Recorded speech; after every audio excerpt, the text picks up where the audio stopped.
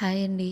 ఈరోజు మనం ఎన్నో పోషక విలువలు ఉన్న మునక్కాయలతో టేస్టీగా గ్రేవీ కర్రీ ఎలా చేసుకోవాలో చూసేద్దాం రండి. ముందుగా కట్ చేసుకున్న మునక్కాయల్ని ఒక గిన్నెలో తీసుకుని అవి మునిగే వరకు వాటర్ పోసి కొంచెం ఉప్పు వేసి ముందుగా ఉడికించి పక్కన పెట్టుకోవాలి.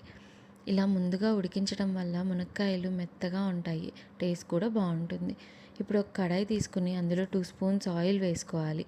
ఆయిల్ బాగా వేడయ్యాక ఆవాలు వేసి చిటపటలాడించాలి. తర్వాత కొంచెం జీలకర్ర, ఎండుమిర్చి వేసి వేయించుకోవాలి. ఇందులో 2 రెమ్మల కరివేపాకు కూడా వేసుకుంటే మంచి అరోమా వస్తుంది. ఇప్పుడు సన్నగా కట్ చేసుకున్న ఒక పెద్ద సైజ్ ఆనియన్ యాడ్ చేసి బాగా వేయించుకోవాలి. నేను ఇక్కడ కొంచెం సాల్ట్ కూడా యాడ్ చేస్తున్నానండి. ఇలా చేస్తే ఆనియన్స్ త్వరగా మెత్తబడతాయి. ఆనియన్స్ మెత్తగా అయ్యాక చిన్నగా కట్ చేసుకున్న ఒక టమాటా యాడ్ చేసి మూత పెట్టి బాగా మగ్గించుకోవాలి.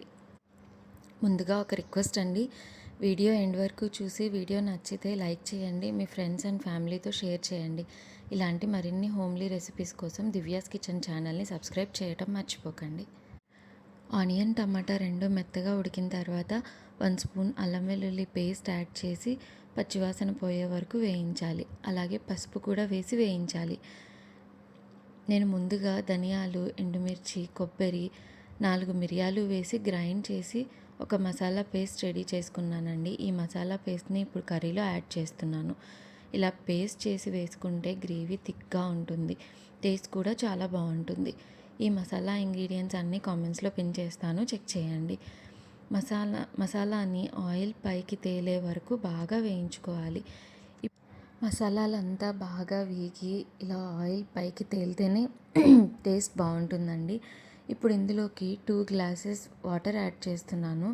ఇలా వాటర్ యాడ్ చేసి బాగా మరగనివ్వాలి. ఇలా మరుగుతున్న స్టేజ్లో ముందుగా ఉడికించి పెట్టుకున్న మునక్కాయల్ని యాడ్ చేసి మీడియం ఫ్లేమ్లో 5 మినిట్స్ బాగా ఉడకనివ్వండి.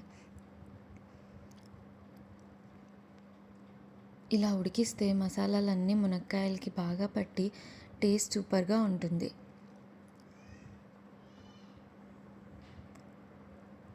నేను ఇక్కడ పల్లీలు వేయించి పొడి చేసి పెట్టుకున్నానండి. అందులో నుండి 1 స్పూన్ యాడ్ చేస్తున్నాను. ఈ పల్లీ పొడి వేయటం వల్ల గ్రేవీకి రిచ్ టేస్ట్ వస్తుంది, టేస్ట్ ఇంకా ఎన్హాన్స్ అవుతుంది. చివరగా గ్యాస్ ఆఫ్ చేసే ముందు కొంచెం కొత్తిమీర తరుగు వేసి మిక్స్ చేసుకోవాలి. అంతే అండి, టేస్టీగా థిక్గా ఉండే మునక్కాయ పులుసు రెడీ. ఇది హాట్ రైస్లోకి అయినా రాగి సంగటిలోకి అయినా చాలా బాగుంటుందండి. మీరు కూడా తప్పకుండా ట్రై చేసి ఎలా వచ్చిందో కామెంట్స్లో చెప్పండి.